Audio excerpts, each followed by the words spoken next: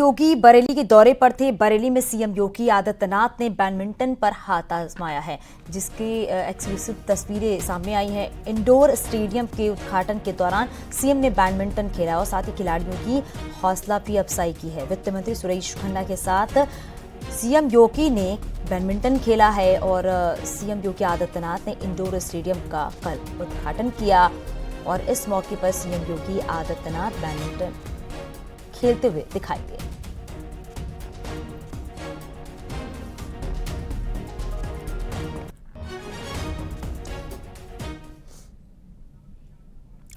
मथुरा की श्री कृष्ण जन्मभूमि और शाही ईदगाह विवाद पर इलाहाबाद हाई कोर्ट में आज सुनवाई होगी। आज विवादित परिसर का एडवोकेट कमिश्नर से सर्वे कराए जाने के मामले में यह सुनवाई होगी।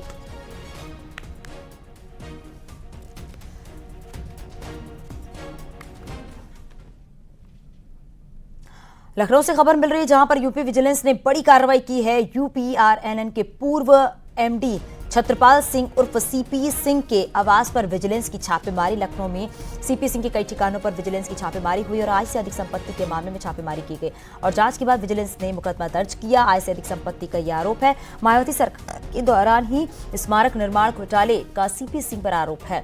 वहीं 2007 से 2012 के दौरान यूपी राजकीय निर्माण निगम का एमडी रहने के दौरान सीपी सिंह ने आय से अधिक संपत्ति अर्जित की। यूपी विजिलेंस विभाग की बड़ी कार्रवाई। मायावती सरकार में यूपी राजकीय निर्माण निगम के एमडी रहे छत्रपाल सिंह उर्फ सीपी सिंह के कई ठिकानों पर विजिलेंस की छापेमारी चल रही है। गोमती नगर के विश्वासखंड इलाके में बनी सीपी सिंह की कोठी पर इस वक्त विजिलेंस की छापेमारी चल रही है। आय से अधिक संपत्ति के मामले में सीपी सिंह के कई ठिकानों पर यह छापेमारी चल रही है। मायावती सरकार के दौरान जो स्मारक निर्माण हुए थे, उस निर्माण में भी घपले का आरोपी है सीपी सिंह। सूबे में जब योगी आदित्यनाथ की सरकार आई, तब विजिलेंस विभाग को सीपी सिंह के खिलाफ खुली जांच के आदेश दिए गए थे। खुली जांच में ही सीपी सिंह की संपत्ति उसकी आय से काफी अधिक पाई गई, जिसके बाद विजिलेंस ने सीपी सिंह के खिलाफ आय से अधिक संपत्ति का मुकदमा दर्ज कर लिया है। बताया जा रहा है इसी मामले में यह छापेमारी चल रही है। यह भी बताया गया है कि सीपी सिंह इस वक्त अपनी कोठी में मौजूद हैं और विजिलेंस उनसे पूछताछ भी कर रही है। हालांकि मीडिया या किसी अन्य को भी इस कोठी में अंदर जाने की इजाजत नहीं है।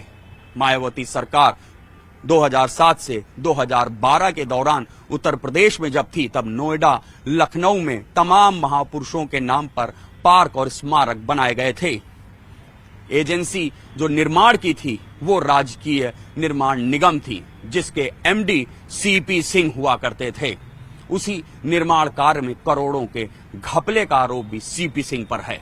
विजिलेंस की बड़ी कार्रवाई उत्तर प्रदेश में देखने को मिली है। कैमरामैन उपेंद्र यादव के साथ ऋषभमणि त्रिपाठी, न्यूज 18, लखनऊ।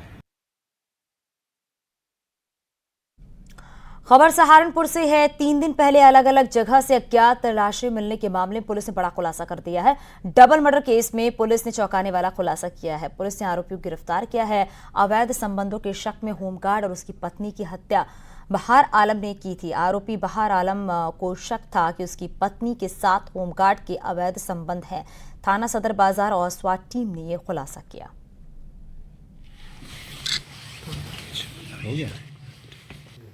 ये जो अभियुक्त है आलम, ये एक मामले में जेल गया था। इसने पूछताछ में बताया कि अभी इसे 2-3 महीना पहले जब ये श्रीराम के साथ शराब पी रहा था, तो श्रीराम ने इसके सामने प्रस्ताव रखा कि ये अपनी पत्नी को छोड़ दे और उसकी पत्नी को श्रीराम के पास भेज दें। इस पर इसके मन में शक गहराया कि इस प्रकार का प्रस्ताव इसे क्यों दिया गया है। इस पर इसने जाकर अपने घर पर अपने परिजनों से और पत्नी से पूछताछ की, जिसमें कि इसको पूरी ये जानकारी हुई कि इसकी पत्नी और जो मृतक हैं श्रीराम, उसके बीच में संबंध बन गए थे जब ये जेल में था और उसके बाद में निरंतर इनका आना जाना आपस में लगा रहा और इसी के चलते यह आक्रोश और विद्वेष की भावना से इसने ये घटना कारित करने की योजना बनाई। खबर उन्नाव से है। कैबिनेट मंत्री संजय निषाद ने उन्नाव के परियर में अपने पार्टी के कार्यकर्ताओं के साथ बैठक की है और 2024 को लेकर रणनीति बनाई है। मीडिया से बातचीत में विपक्ष पर जमकर हंगामा भी किया।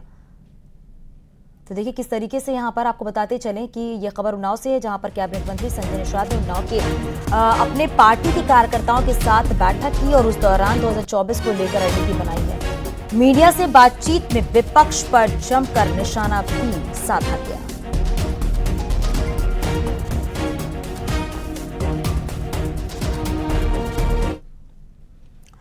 Vibrant Gujarat global trade show का उद्घाटन हो चुका है। बुधवार से शुरू हुआ ये समिट 12 जनवरी तक चलेगा। गांधीनगर स्थित Dhirubhai Ambani institute of information and communication technology का vibrant Gujarat global trade show में एक स्टॉल लगा है।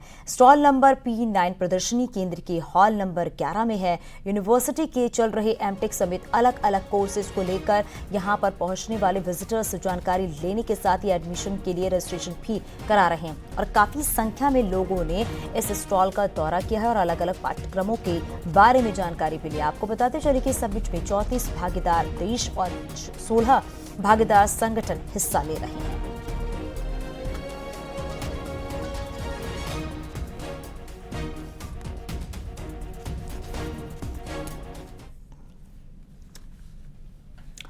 बॉलीवुड के सुपरस्टार शाहरुख खान को न्यूज 18 के कार्यक्रम में इंडियन ऑफ द ईयर 2023 के अवार्ड से सम्मानित किया गया। इस कार्यक्रम में उन भारतीयों की उपलब्धियों का सम्मान भी किया जिन्होंने दुनिया में अपने धैर्य, साहस और दृढ़ संकल्प के माध्यम से भारत को गौरवान्वित किया है। Is CNN News 18's Indian of the Year. Ladies and gentlemen, please put your hands together for the one and only Shah Rukh Khan, the CNN News 18 Indian of the Year. May I also invite the jury members to please come up on stage to present Mr. Shah Rukh Khan with the award. Justice Indu Malhotra, Anju Bobby George, Afroz Shah.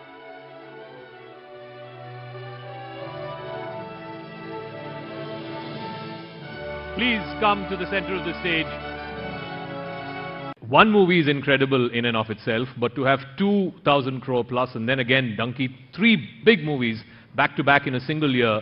I can't remember the last time you've had 3 big hits in a single year. Was that planned, or this is the mother of all comebacks? You planned it this way, or it just so happened? No, this is just the simple truth. मैं बादशाह. No, I've been told not to be arrogant and mean and stupid, but yeah, this is unexpected. But like I said, I honestly believe with all humility and genuine gratitude that somewhere this is not about coming and watching a film. I think all the Indians, I genuinely deserve this award because all the Indians came out in hordes. I know people who don't even like me as an actor, 2, 3 and 140 crore people. But, but there are some who would tell me, you know, I don't regularly watch your films, but I know friends and people calling me from all over the world and said, you know, we wanted to come out for Pathaan, we wanted to come out for Jawan, and just be supportive of what you do as an actor and as a person, as a father, as a family man, as whatever. So I know this is way beyond the goodness of the films. The Jawan was lovely, I think Pathaan is fantastic, Dunki is beautiful. But it is way beyond, and I think my directors and producers recognize that so. So it's with big gratitude. It's not a comeback. It is actually a reiteration of the fact that I belong, and I should continue to act and not learn pasta and pizza, and that can wait. आगे भी खबरें जारी हैं, रुकिए छोटे से break के लिए।